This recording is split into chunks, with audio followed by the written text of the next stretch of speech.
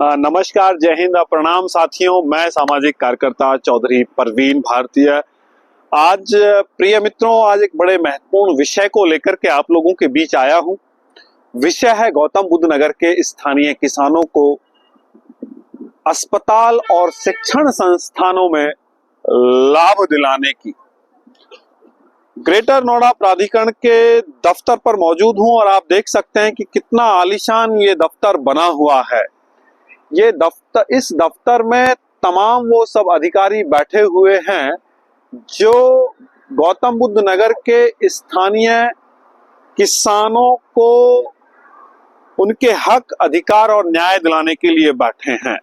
लेके चपरासी से और आईएएस ऑफिसर तक इस दफ्तर में है, और एक आईएएस नहीं, कई आईएएस हैं जो यहाँ के लोगों के लिए जो नियम, कायदे, कानून और जो सुविधाएं बनी हैं उन सुविधाओं को लोगों तक पहुंचाने का इस दफ्तर में बैठे हुए अधिकारियों की जिम्मेदारी है।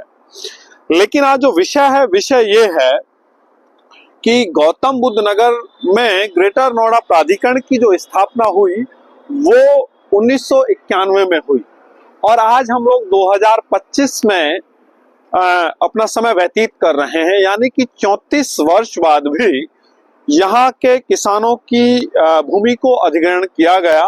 और जब भूमि को अधिग्रहण किया गया तो उस समय ये वादा किया गया था कि स्थानीय किसानों की जो जमीन है उसको बहुत सस्ते दरों पे लिया गया है, और ये वादा किया गया था कि जो यहाँ स्कूल बनेंगे, जो अस्पताल बनेंगे, उन अस्पतालों में यहाँ के स्थानीय किसानों को बड़े स्तर पर लाभ दिया जाएगा। उनके इलाज में, या ओपीडी की बात करें, ओपीडी में। लेकिन आज तक यहाँ जितने भी अस्पताल और शिक्षण संस्थान बने हैं उन शिक्षण संस्थानों में स्थानीय किसानों के बच्चों को बड़े स्तर पर लाभ नहीं मिला। अब बात करते हैं कि ये लाभ है क्या। मैं आप लोगों को जानकारी देना चाहता हूं कि ग्रेटर नोएडा अथॉरिटी ने इस शहर को बसाने के लिए इस शहर में अस्पताल, स्कूल, कॉलेज के लिए भूखंड आवंटित किए, और उन भूखंडों की जो जमीन के जो रेट थे वो बहुत ही कम थे, सस्ते थे। यानी कि औने पौने दामों में यहाँ अस्पताल और स्कूलों संचालकों को जमीनें दी गई, और उनमें ये शर्त थी कि जो स्थानीय किसान हैं, जो किसान ग्रेटर नोएडा प्राधिकरण के अंतर्गत निवास करते हैं, उन लोगों के लिए, उनके बच्चों के लिए ट्यूशन फीस में 25% छूट दी जाएगी। लेकिन कुछ बच्चों को तो मिली, लेकिन एक बहुत बड़ा जो तबका है स्थानीय किसानों का, वो तबका आज भी इस सुविधा से वंचित है।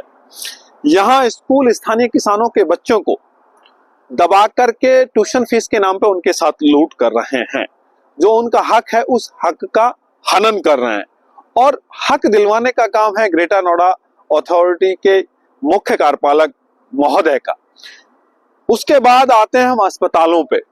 तो जो अस्पताल यहाँ बने हुए हैं ए से और जेड तक, उन तमाम अस्पतालों को बहुत सस्ते दामों पे जमीन दी गई, और उनकी लीज डीड में शर्त थी कि जो स्थानीय किसान हैं उनके लिए 2 घंटे सुबह, 2 घंटे शाम ओपीडी फ्री रहेगी। लेकिन किसी भी अस्पताल में ओपीडी फ्री नहीं है, यह विडंबना की बात है। और जो स्थानीय किसान है वह या उसके परिवार का कोई भी व्यक्ति अगर बीमार होता है तो उससे औने पौने दाम इलाज के नाम पे लिए जाते हैं। ओपीडी की बात करें तो 700, 800 और 1000 रुपए से किसी भी अस्पताल में ओपीडी नहीं है, उससे कम नहीं है, ज्यादा ही है।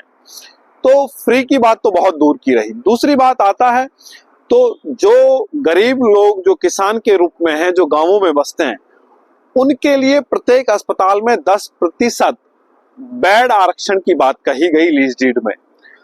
लेकिन कई बार हम लोगों ने ये देखा है, सामाजिक कार्यकर्ता होने के नाते, और चीजें दिखाई पड़ती हैं कि कई बार अगर किसी गरीब का व्यक्ति बीमारी के कारण अस्पताल में उसकी डेथ हो जाती है और उस बेचारे पे बिल जमा नहीं हो पाता है, तो विडंबना की बात यह है कि अस्पताल का जो मालिक है, जो संचालक है, उस गरीब की डेड बॉडी को भी देने से मना कर देता है।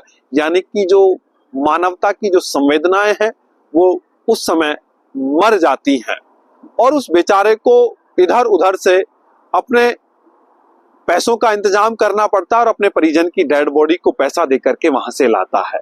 जबकि प्रावधान ये है कि स्थानीय किसानों के और स्थानीय जो गरीब लोग हैं उनको 10%, अगर 100 बेड का अस्पताल है तो 10%, 10 बेड उसमें गरीबों के लिए आरक्षित हैं और उसमें लेके ए से जेड तक या तो हम किसी फिजिशियन को दिखा रहे हैं या हम किसी बीमारी का ऑपरेशन करा रहे हैं या हम किसी दूसरी बीमारी से वहां दाखिल हैं अस्पताल में। तो ए से लेके मतलब वहां के एडमिशन का भी और दवाइयों का भी तमाम सब चीजें वहां के लिए उस बेचारे गरीब के लिए निःशुल्क है, लेकिन कोई भी अस्पताल इन गरीब लोगों को ये सुविधा उपलब्ध नहीं करा रहा। दूसरी बात आती है जो शहरों में गरीब रह रहे हैं, यानी कि हम बात करते हैं उन लोगों की जो गरीब आवासीय योजना के तहत शहरों में फ्लैटों में रह रहे हैं। वो लोग, उन लोगों के लिए लीज डीड में शर्त है कि उनके लिए 15%, यानी कि शहर में रहने वाले गरीब जो गरीबी रेखा में आते हैं उनके लिए, उन 15% लोगों के लिए उनके इलाज में 50% डिस्काउंट की बात लीज डीड में कही गई है। लेकिन शहर में रहने वाले या गांव में रहने वाले गरीबों को आज तक इन सुविधाओं का लाभ नहीं मिल पाया। जब इस बात की जानकारी करप्शन फ्री इंडिया संगठन को हुई तो करप्शन फ्री इंडिया संगठन ने इस महत्वपूर्ण विषय को लेकर के और देश के और गौतम बुद्ध नगर नोएडा के लोगों को लाभ दिलाने के लिए आंदोलन चलाया, उसमें ज्ञापन दिया और आज भी हम ग्रेटर नोएडा प्राधिकरण के दफ्तर पर हैं।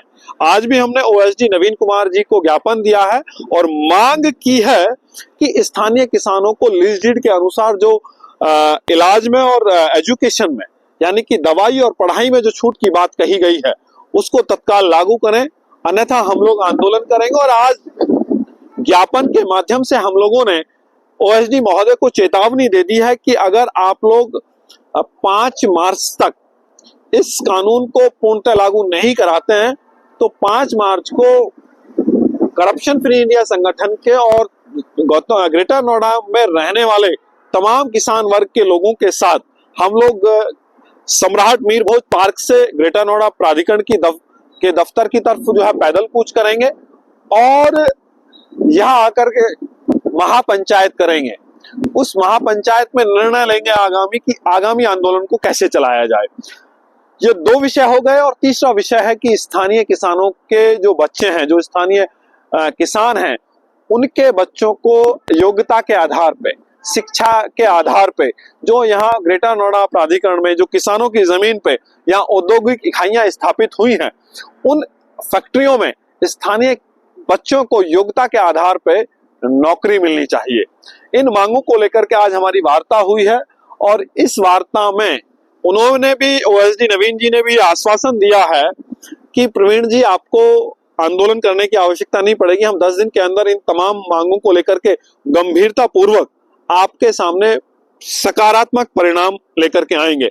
मैं चाहता हूं कि ये परिणाम आ जाएं, अन्यथा एक बड़े आंदोलन की भूमिका में हम लोग हैं और रणनीति बना ली गई है।